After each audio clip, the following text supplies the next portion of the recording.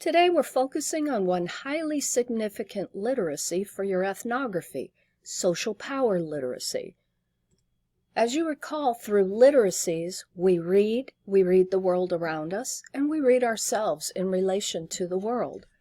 We talked about a handful of specific literacies, such as emotional, technological, spatial, functional, cultural, and visual.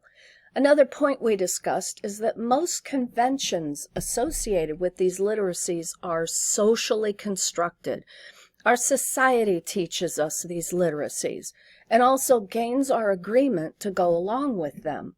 With your ethnography, being mindful of social power literacy will help you evaluate and interpret the information you've been gathering about the members of your discourse community. Remember when we discussed critical thinking skills? Evaluation and interpretation are necessary for providing your reader with the meaning or significance of what you're talking about. You don't want to just bombard your reader with information. That's just a data dump. Your readers want you to provide the significance of it. Let's be clear about our terminology. The words society and culture can be confusing, and various disciplines on campus have different connotations for these words. For our purposes, we accept society as meaning a body of individuals living as members of a community. Note that this definition places very few restrictions on, for instance, the size of the community, the demographics of the individuals, or criteria for membership. Therefore, you could think of your discourse community as a mini-society. Culture, on the other hand, is all the stuff produced by a society, such as ideas, beliefs, values, and knowledge. In simple terms, a society is people. A culture is what those people produce. We said at one point that societies and discourse communities have a lot of social power. But what do we mean by that vague word? When you wrote in class about how you visualized power, many students said they pictured explosions or feats of great human strength. Many of you pictured great leaders or superheroes. Some of you saw a person with money and position, and more often than not, there was an element of danger associated with power. If we look at that center figure, however, we get a glimpse of the original meaning of the word. Biblical scholar Malcolm Smith says that in ancient Hebrew, the word power meant simply ability. There was also the idea that this ability was given at specific times for a limited purpose. You can see that definition echoed in modern dictionaries, but the word also evolved through the centuries to encompass many connotative meanings. For our purposes in the study of rhetoric and academic writing, power means the ability to influence or persuade. Therefore, when we talk about social power literacy, we mean the ability of discourse communities to influence or persuade individuals to agree with the group's desire and goals. At this point, you might ask yourself not only, what is my discourse community's rhetorical purpose, but also, who are they trying to persuade? Are they making an effort to recruit new members? Are they making an effort to exclude outsider interest? Why or why not? Do they enthusiastically work with other discourse communities? Or do they work with others but remain primarily closed to new members? How do they use their social power to accomplish their aims?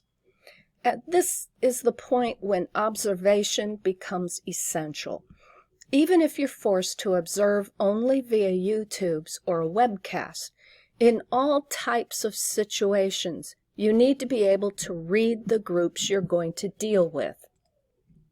On a job interview, for instance, imagine how important it is to be literate and read the employees you see and how they interact with each other. Most workers will tell you that no matter the salary, It can be hell to work every day in the wrong place with the wrong coworkers. So when you walk into an interview or a discourse community, do you feel a negative or harsh culture? Do the employees appear worn out and resentful? Do they give each other respect? Or do you see a lot of eye rolling? Think about who in this community established the culture. More importantly, can you become a member of this discourse community and persuade them to make positive changes? Or will you be shut down by rigid conventions? Who has the social power? It's not necessarily the loudest or best dressed. It may not even be the person in the largest office with the most impressive title. So in your discourse community, who establishes the conventions? Who enforces them? How and why? Along these lines, also remember what Lynn Franklin said in the video, Reading Minds Through Body Language. You can quickly determine if an individual you're observing is a visual learner, which Franklin calls a looker. An auditory learner is what she calls a listener, and a kinesthetic learner is also called a toucher. Go back to the notes you took from that video to refresh your memory about all the signs you can look for in those learners. But probably most important for us is to listen to the verbal clues.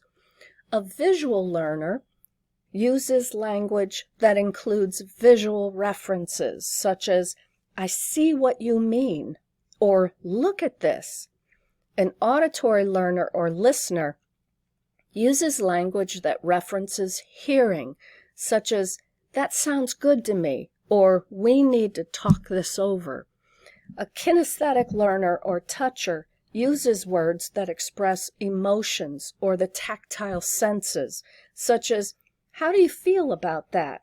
Or let's get in touch after vacation. You can use this in your ethnography if, for instance, you notice tension between two of your members. Is one using visual language while the other is more kinesthetic? What do you think needs to happen there? Coming up, we'll explore nonverbal communication as social power in discourse communities. In the meantime, you may want to watch the Pixar video For the Birds as an illustration of nonverbal communication.